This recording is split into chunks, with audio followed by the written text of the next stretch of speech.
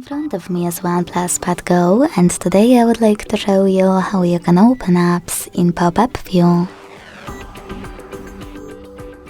Begin by opening one of your apps that you wish to use in this view and accessing it in the background.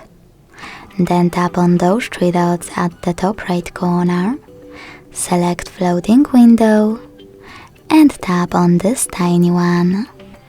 As you can see now, I can use my app in this little window. If you want to move it around, hold this line at the top and drag it. If you want to resize it, hold one of its corners and drag it as well. To use your app in full screen view, click at the top left corner. To turn it into a bubble, click on Home button and swipe tiny window to the side. Then access it by clicking on this line and tapping on tiny window. If you want to close it completely, just tap on the top right corner or swipe your app in the background.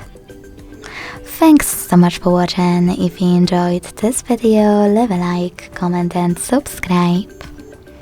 Bye!